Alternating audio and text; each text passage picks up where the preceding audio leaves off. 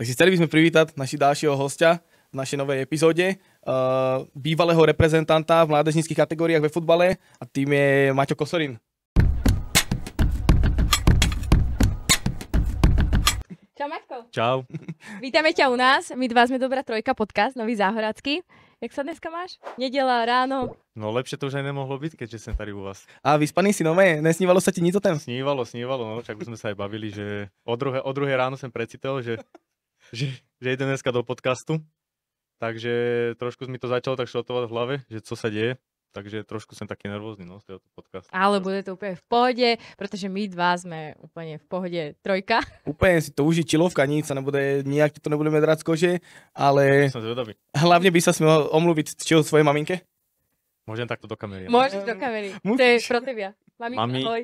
Maminka, chcem sa ti ospravedlniť, že v tomto podcaste dneska budeme blákať po záhorácky.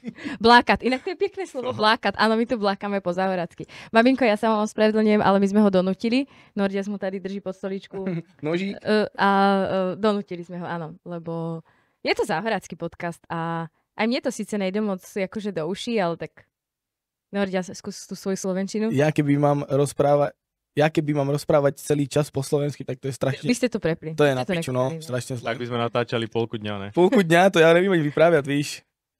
Maťko, ale ty si mal nedávno narodeniny, No, takže všetko najlepší. ďakujem. Všetko najlepšie ti prajeme Môžeme si a trošičku aj pripiť. štrngneme. No. Nevadí, ale však toto musí byť teplé. Na zdravíčko. Na zdravíčko. Hlavne na tebia. Takže všetko najlepšie. Na zdravíčko. A moc ďakujeme, že si teda prijal pozvanie k nám do podcastu. Ja ďakujem za Lebo myslíme si, že si jeden z inšpiratívnych ľudí tu na Záhorí a vlastne preto aj tento podcast pre inšpiráciu ľudí. Takže vítaj, ďakujeme a všetko najlepšie. Ďakujem pekne. Na zdravíčko, Na zdravíčko. Koľko sme, 21? No, Mm. takových nejmí. No ale vypadáš na 17, akože. Vážne, akože, áno, jasné. To počkaj, to lebo som teraz ostrihaný, ale keby si ma videla, jaké už mám tady šedinky po bokoch, že Nordias? Ale práve, že vôbec, víš co, keď však som ti posílal, Jaké šedinky. Kde máš šedinky? Normálne šedivý vlk. ale To není. po bokoch aj tu. To iba keď svíci svetlo. Iba venku. Ale ne, keď som ukazoval fotku, nepovedz, že jak čo vypadá, lebo sme dávali do Google, ne? A reku, tak on vypadá takto akurát, že je o nieco starší. Víš, tak máš fotku na Google, keď dáš futbalné, toto ešte v Senici, keď smiel dres, tak úplne takisto. Moc sa to Dáme nezmenil. Maťa Kosorína, to je úplne super osoba, športovec, má svoju firmu a ja kúkam, že tento chalan je šaman, No vidíš, a zase niekto mi potom povie, že vypadám aj starší, treba jak bráchu, ktorý je o 2 roky starší. A tak Tak akože, bráchu a niekto povie, že vypadám aj starší, no, jak kedy. No už som v takém veku, že už teraz, kedy si mi to lichotilo, keď mi niekto povedal, že v 18, 20, že vypadám starší, tak som si vyprával, že dobre, paráda. No dneska už keď mi povie niekto, že vypadám starší jak brácha, tak už ma to moc úplne na to neteší. Ne, naozaj Takže- vyzeráš akože mladíctvo. a však vy ste jak? Vy ste vlastne o 2 roky, ne? On je 9,5, ty 9,7. Všetko mám naštudované. Našli sme si ťa, aj ChatGPT ťa už pozná. Ty brďo. Normálne to všetko. všetko Ja som krásne. na mojej kapacita, ty kokso, to tady je klobúk dole. Jak sa povie, brodská kapacita? Áno, proti. Dobre, tak ty vlastne pochádzaš z Brodského Áno. a vlastne ideme sa zamerať na takú vec, že byl v mládežnických kategóriách aj v repre a začal zhrávať v Brodskem. Áno. A co ťa k tomu vedlo, že keď sme malý, že bude hrávať fotbal, alebo že či ťa niekto k tomu dovedel? Tak to bola klasika, že Nemáš co, na dvori hodíš loptu.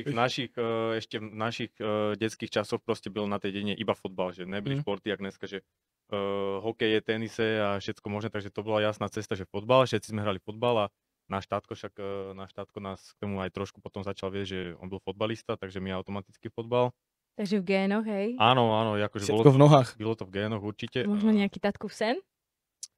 To asi až potom, že keď už videl, že sme šikovní, že na to ide, tak potom už určite tam bol aj nejaký také tatkovské alebo rodičovské sny, že bodaj by to ešte tým, treba z moje decka dosiahli ešte dálejky niekde, jak ja. Takže určite potom postupne času došiel aj nejaký ten sen rodičovský, že bodaj by to dosiahli niekde, no ale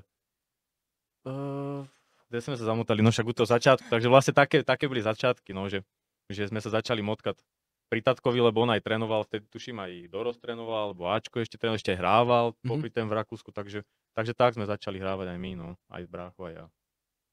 No a jak takto, že chlapec teda z tohoto dedinského fotbalu, jak sa dostane do takej mládežníckej reprezentácie toho Slovenska? Tak tá cesta bola postupná vlastne. Začalo to tým, že najprv sme sa museli z tej dedinskej súťaže posunúť trošku na vyšší level. Tak sme išli vtedy v nejakých 10 rokoch sme išli do Senice.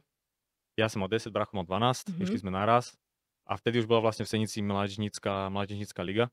Tam už sa hrávala liga v Senici a tak to nejak začalo, no proste tí prvotné výbery, to sú také tí západoslovenskí a také, to začalo už niekedy v 14, alebo neviem, kedy to začína, 14, 15 sa mi zdá. Tam som sa nedostal vždycky skrz to, že som mal nejaké zdravotné problémy, veď dosť často došla aj nejaká, tá pozvánka došla, ale to sa mi vždycky vyhlo kvôli nejakému zraneniu alebo nejakým problémom.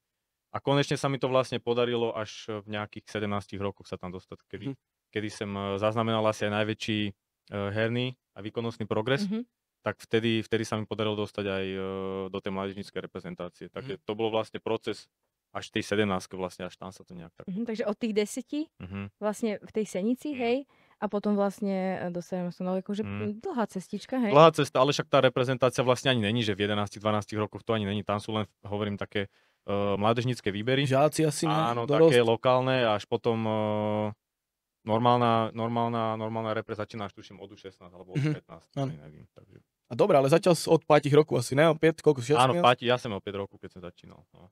Tak sa motka okolo futbalu. A v Senici, keď si tam hrával, akože viedol to aj nejak porovnať, že keď vybil, ja neviem, dajme tomu U10 a potom U14, tak videl na sebe asi nejaký rozdiel, ne? Aj dospíval.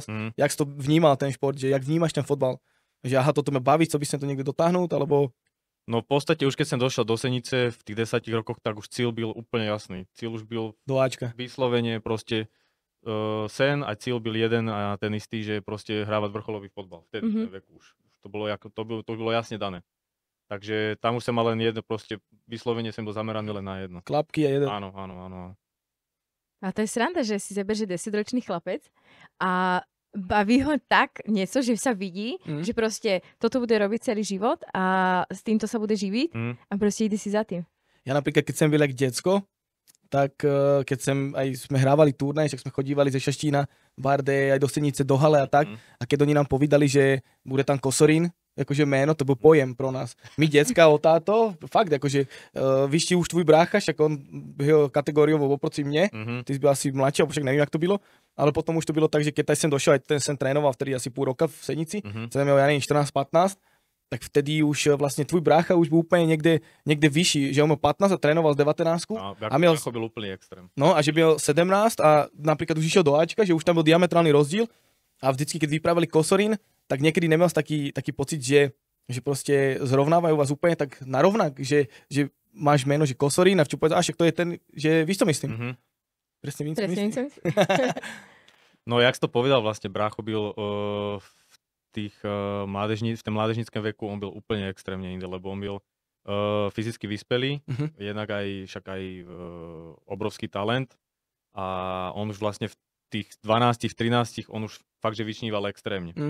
Ja som nebyl až taký, lebo ja som býval v podstate, ja som mal ten progres fakt taký postupný, až skôr taký, že byl som tak v úzadí a nelen akože v jeho, ale aj tak treba medzi spoluhráčami, že nebyl som vždycky úplne najlepší, alebo nebyl som vždycky úplne najšikovnejší v niektorých vecách. Mal som nejaké danosti a všetko ostatné potom som vlastne sa snažil nejak rozvíjať. Ano? A on mal výhodu, akože on mal akože tú danosť, alebo vlastnosť, alebo talent nejaký, že on už v podstate v tých 12 rokoch bol vyspelý, veľký, rýchly, silný a všetko toto zúročil tak, že on už byl fakt, že on byl 12 už hrával za 15 treba, alebo 15 už hrával za 19, 16 už sa začal motať 17 okolo Ačka a tak, že on mal tie skoky extrémne. Tomu vlastne v podstate takto spätne mu to na konci dňa až uškodilo vlastne, že byl až o toľko prehadzovaný. Nie, že bol tak prehadzovaný a vlastne tí skoky niekde neoklameš, víš, že tomu spätne možno uškodilo. Ja som bol taký, že som išiel postupne, krok po kroku a ja som sa vlastne tak najvíc vyšvihal až niekedy v tej 16, by som povedal, keď ja som prudko vyrastel, mal som tam zdravotné problémy, rastové problémy, báziaké blbosti. V tých 16 sa to trošku ustalilo, tam som aj trošku zmužnel, aj spevnel, aj hlava sa trošku upravila a akože tak mentálne. Kam to mělo jít? Áno, vtedy to vystrelilo tak, že je úplne najvíc v tej 16 a potom vlastne už to bolo také, už to bolo lepšie. A o tento všetkém, co vyprávaš, tak vnímal si to aj vlastne v tých, ja neviem, 15, 16, 17, že vnímal si sa aj ty tak, jak povedal Norďas, že wow, že tam hrá Kosorín, že to je niekto, že vnímal si to tak? Asi ani ne, akože vždycky byl okolo tých fotbalistů, byl vždycky taký, akože vícemenej trošku taký humbug, alebo proste taká, že áno, také, to bylo pekný fotbalista, hej? To bylo dané už od tej dediny, to už bylo dané od dediny, proste vždycky, keď bol nejaký športovec, vtedy byl v podstate fakt len ten fotbal, byli fotbalisti, tak tí byli trošku taký zvýhodňovaný, alebo že vždycky okolo nich taký trošku... No byl to niekto. Áno, že futbalisti, hokejisti bývali väčšinou vždycky takí, že zatinili treba možno trochu ostatných, áno. Takže povedal bych, že my všetci, ako futbalisti, sme určite cítili nejakú takú mírnu bublinu, že či už to bolo potom aj v Senici, takže akože určite, že sme to trochu nejak pociťovali, ale že až tak zrazu, že až takéto veci podľa mňa zase úplne ne, to nebolo až také úplne vyhrotené, že Ježiš teraz, že my sme niekto, alebo takéto určite ne, lebo to tak ani nebylo, podľa mňa to len... Možno, že vy ste to tak vnímali. To robia ľudia. To robia ľudia. My sme si zase, ja si pamätám, že my, jak decka, sme si zase vyprávali, že treba, keď sme hrali v Senici, išli sme hrať treba na Slovan, tak my sme si zase vyprávali o tých hráčoch tam, že Ježiš, tam hrá ten je taký. My sme ten Slovan, príklad, áno, my sme ten Slovan porazili, byli sme lepší a my sme si tých hráčov idealizovali. Že boli to naši rovesníci a my sme si mysleli, že ty kokos, ten je dobrý, ten je taký. Pri ten ty si bol taký. A my sme byli takí istí, alebo takí istí, no. Takže to je tak dané, že vy ste treba byli na nejakej úrovni, ja neviem, ty v Šaštine, tak si vyplával, že bože, henten. Áno. My sme si zase vyprávali bože, henten. A vlastne potom zistíš, že ty sa môžeš porovnávať s Parky, že to sú len v hlave také dohady iba. Také domnenky, áno, že ty si myslíš, že Ježiš, ten je neskutočný. Že ale zase tí druhý si to myslí o tebe, hej? Áno. Ale sranda je to, že tá dotyčná osoba to vôbec tak nevníma. Jak ja tebe som vyprávala, že ty ani netušíš, koľko detiek proste kúka, ten Nordia sú v TikTok a wow a super a toto a henta Nordia za toto. V Šaštine ste hrali fotbal. Decka sa malé hádali v šatni, že kto bude držať Nordia sa za ruku, lebo nastupoval akože Spartak Slovan. Hrali sme v Šaštine stráže, víš, a ja som ani nehral, však minútu do konca. A ja mám teda kamošku, ktorá má syna a on tam hrá a oni decka sa hádali, že kto sa bude držať Nordia sa, chápeš? Že, a ja mu to vyprávam, že co, že to není možné, že ja to nevnímam tak, hej. Že naozaj podľa mňa tá motivácia a inšpirácia je fakt najdôležitejší pro tie decka, lebo to s nima proste sa táha ďalej. Napríklad ja sa k tomu vrátim, že my sme vás tak vnímali proto, víš, my sme byli jak decka v Šaštine a potom už keď som dorastel v Šaštine spátky, tak víš, ani súprava, nic, raz sme mali jednu súpravu, ktorá nám držala 20 rokov, možno do včuku ju mám, co si mu mám od 14, od 15, víš, a my sme došli do Senice, aj keď som chodil na strednú, víš, ty ideš už jak žák, vidím ťa vystúpiť na autobusiku, víš, umel, FK Senica, znaky, čepica, trenky, kraťase, mikina, tričko, všetko, vak. Víš, a proto my sme vás takto vnímali, že ty brďo, oni sú, kúkaj sa, to sú ligisti, oni hrajú úplne niekde inde, víš. Trénovali ste 5-krát do týždňa cez víkendy zápase, obetoval som mu všetko a my nic. My sme 3-krát do týždňa trénovali, v pátek sme išli na diskotéku, ráno na pití sme došli opieci, hrali sme v Leopoldove, vtedy sme prohrali 9-0 a my sme o 7 došli ráno z diskotéky, o 8 som si zobral takto iba vak, išiel som tam na zraz, hrali sme v Leopoldove, 9-0 sme prohrali. A to je akože, víš, že to vy ste to brali takto, víš, takže žiadne tréner rozkopal potom koš celý a tam som sa schovával, aby na to netrífal, víš, nervy, takže my sme to takto vnímali. Takže pro nás bolo takto, že Kosorín, aj takto títo chalani, co byli, tak aj Ventura a oni, títo chalani, pro nás to bylo, to sú králi fotbalisti. My keď sme nás videli, my sme byli hotoví. Ale to aj ten prirodzený rešpekt, jak si povedal, že oblečení, tenisky, váčka. A keď to má vícero ľudí na sebe, tak ty si povíš, že wow, tak oni musia byť asi dobrí, lebo proste majú od nich oblečení a všetky títo doplnky. A ja keď chodím tancovať teraz a vidíme nejakú skupinu, ktoré majú brutálny dres, alebo len proste nejaké rovnaké tepláky, tričko, mikinu, hej, tak si povíš, wow, oni sú asi dobrí. Že to proste pôsobí naozaj akože tak profi. Ale zase niekedy, ako keď zatancujú, že... Niekedy to je len pozlátko. Áno, presne. Niekedy to je, že proste, že my sme došli len v tričkách fialových a zatancovali sme lepšie. A vyhrali ste súťaže? Jako niekedy to není všetko, ale dotvára to dobrý obraz trošku to aj vypovedať, treba sa aj o ten klube, aj o ten všetkým, že proste áno, že je to už trochu niekde, ale no dneska už sú tí súpravy najmenšie, dneska už sú tí súpravy fakt, že každý, ale vtedy to, keď sme bývali mladší, to nebývalo až také, že hlavne na tých dedinách a tak a treba sa z tohoto hľadiska, tá Senica bola vtedy super, že tam toto materiálne zabezpečenie od decek až po Ačko vtedy bylo výborné. A hlavne si to všetko fasoval, fakt, že zadarmo, ty nemusel nič platiť, všetko dostával, niečo si potreboval, tak ti dali. Pridaná hodnota k tému. Že to bolo neskutočné, že to tam fakt čilo na to, že to bylo v podstate takže na začiatku, že sa to budovalo, tak táto mládež, tam sme mieli všetko. Akože my pre náš rast a vývoj, tak tá Senica bola vtedy fakt, že neskutočná. A ty aj teraz hráš ešte futbal, že? Áno. Na Brodské? No, ne? Je, tak bylo. Ja som chcela hlásiť fotbal. Jak si to pozisťovala, tie informácie, kurník. Ty si mňa dopletel. Lebo je z Brodského. Aha, tak ja som sa popletla. Ospravedlňujem sa. K Beli. A ja som ťa videla minulý rok na...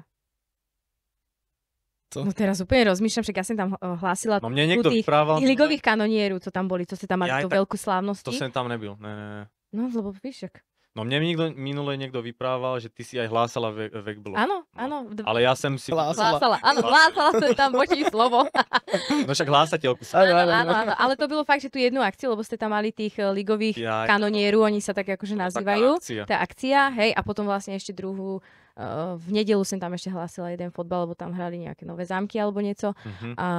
No, ale teba si nepamätám. Nové zámky? Nové zámky? To bol normálne akože... No majú potom zápas, hej. Tak to som hral, ale nepamätám si ťa. Tak asi som bola nezaujímavá pro teba. No, ja keď biehaš po ihrisku, víš, tak... Máš iné myšlenky, ja si robím srandu, hej. Je to o srande tento podcast. Takže k Beli, áno. Ale presne si akože rôznym angažmám, jak je Nové Mesto, Sereď, miel sa zahraničné angažmá. A zahraničné angažmá sem miel. Cáhnov. No. Nazvime to Cáhnov. Zní to zaujímavé, že zahraničné angažmá, ale až také zaujímavé to úplne. Rakúsko. Rakúsko aj Česko vlastne, no. A v Čechách kde? V Lanžote. A už nikde, okrem Lanžota nikde. Ne. Lanžot a Hohenau byli, áno. A tvoje najlepšie angažmá bylo Hohenau. Najlepší? Tady na Záhorí. Tady na Záhorí je najlepší angažmá tvoje Hohenau? To teda není. Jak sa to vezme? Kebyže to má zebrať z nejakej životnej lekcie, alebo z takého nejakého zotavenia, alebo zocelenia, tak to bolo super, lebo som sa tam naučil robiť fyzicky. Šprechovať? Aj relatívne jazyk, ale fotbalovo to nebolo úplne ideálne, alebo tak akože celkovo. Ale ináč... Pri čemu? Jedna vec, že som sa vracal vtedy aj po zranení, tomu sa dostaneme, že to bolo úplne náročné. Druhá vec, že vtedy bola korona, takže sa víc nehrálo, jak hrálo. Takže to ani nebylo o futbale, ale bylo to fakt vyslovene iba o tej robote. Áno. A tretí vec, že už keď sa to konečne celé spustilo, išiel som hrať, tak som sa hneď v prvom zápase zranil, znova som dlho nehral, takže to bolo z tejto časti, ten fotbal tam byl taký, že nic moc, ale dalo mi to moc po tej takej osobnostnej stránke. Tak podľa mňa každá nejaká etapa života a ten život, keď ťa niekde akože zavie, že teba či už do Lanžota alebo do Hohenau, tak to niečo tému človeku dá. Keď si poví, že tady sem teda moc akože toho nenahral, tak to zase má nejaký iný. Áno, určite, či to vyjde, či to nevyjde, tak z každej takéto etapy to dá neskutočné skúsenosti. Vždycky z nejakého iného hľadiska, nemusí to byť len ten fotbal. Ale ja by som sa chcel ešte vrátiť k tému, ešte k tej Senici, keď byli, jak poviem, dorastenec, tak vy ste hráli aj UEFA alebo Champions League? No, Mládežnícku ligu majstrov. Mládežnícku ligu majstrov, to je Champions League. No to ja ani neviem, že existuje. UEFA je niečo druhé, áno? No, UEFA je inštitúcia. Áno. Takže Champions League sa to tuším aj volalo UEFA. Áno, môže byť. Dneska to je Champions League, Mládežnícka liga majstrov. Čiže vy ste hráli Champions League, jak 19 ročný, dobre si pamätám. Áno. Ja som měl prvú moju robotu, v ktorej som robil SBS-kara a robil som to na SBS-ku, som išiel robiť na zápas vás, dorastencu, a hrali ste s Torínem na Senickém štadióne. A vtedy som videl iba druhý púčas, lebo prvý púčas som stal pri výpke, pri tej jedálni, takže a vy ste vlastne vtedy hrali s Torínem a vtedy, jak si to vlastne vnímal, že hrajete takúto Champions League, že chodíte do zahraničia, že videl si to napríklad v televízori, že hrajú to ostatné kluby a jak Senica ste sa tam dostali? Že jak to vlastne prebiehalo? Co si měl v sebe, keď si povedal, že však ste hrali tam doma venku? Doma venku, to bolo predkolo. No. To bylo predkolo a včil, že ideme hrať do Turínu. To bol úplný extrém. To bolo normálne, lebo to bol vtedy vlastne pilotný projekt, to začínal prvý rok, že... Akože 19-ky? Áno, majstri tých svojich... Líg? Tých svojich krajín. Áno, dovtedy hrávali Ligu majstru, detskú, túto mládežnícku, hrávali len týmy svojich Aček, ktorí hrali Ligu majstrov, to basketbal. Barcelona, Bayern, Real, tak hrali týmy. A toto bol vlastne prvý rok, že hrali Ligu majstrov mládežnícku aj tí týmy, ktoré vyhrali v tej svojej krajine titul. Ten mládežnícky. A vy ste to vedeli skôr, že to sa len šuškalo, ale to ani nebolo overené. To bolo fakt také, len nám tréner začal vyprávať, že vypadá to tak, že možno, že tento rok, keď ten, kto vyhral akože túto ligu, takže ide normálne, že do mládežníckej ligy majstrov, a to bolo také, ešte sme si říkali, že to je blbo, že to si ani nemyslím, že to by niečo takéto vedeli zorganizovať alebo tak. No a nakoniec, tým, jak sa blížil konec tej súťaže, tak to tak začalo vypadať, že naozaj to možno, že aj naozaj bude, že to naberá nejaké reálne kontúry. No a my sme vtedy tú súťaž vyhrali s prestihom, už tuším 4 zápasy dokonca, sme už byli istí majstri, alebo 3. No a na konci to fakt tak vypadalo, že ty brďo, že bude normálne, že mládežnícka liga majstru. Ty vole. To je brutál. Tak sme ostali úplne teda fakt, že natešení. A potom sa to normálne nejak vylosovalo. My sme samozrejme išli, tuším, z toho najhoršieho koša, takže sme hneď na to prvé predkolo dostali najsilnejšie super, alebo jedného z najsilnejších. A to byli? To bolo toto Turíno. To bol vtedy taliansky, oni vyhrali taliansku mládežnícku sériu. Ne, to sa nevolá séria, to sa volá, tuším, nejak ináč. To je tú mládežnícku súťaž vyhrali v Taliansku oni. Takže to nebyl ani, že Juventus, ani Inter, ale proste títo borci z Turína to vyhrali tú súťaž. No a my sme ich vyfasovali a však to proste my, decka, hráš proti, akože na Slovensku, no tak hráš proti Bystrici, proti Slovanu, proti takýmto manšaftom a zrazu ideš proti Turínu. No. A to sa zase navážem k tému, zase to podceňovaní treba, alebo také, že si idealizuješ. No my zase klasicky v hlavách, že ty kokos Turín, no toto. A na konci potom zistíš, že to sú takí istí chalani jak ty a že sme sa im vyrovnali, že sme ich aj prevýšili a chýbalo takto. A mohli sme ich porobiť, víš, že? Husina pomejde, hej. No. Husina pomejde. No ja som tam byl, ale videl som druhý. Doma 0-0. Ty si byl jak SPS. Ja som byl jak SPS-kár. Takto som byl. Aj takéto veci sa stávajú, nevadí. To byl môj sen, ktorý som. Ale žil som ho z diváka. Nevadí, ale videl si druhý polčas. Áno. A že si zebe, že tam bolo vtedy nejakých, na nás, tam bolo 3000 ľudí, alebo koľko, že je dosť. Pomaly, ne vypredané, ale že hralo sa to normálne, jak Liga majstrov bežná, že úterý alebo ve stredu.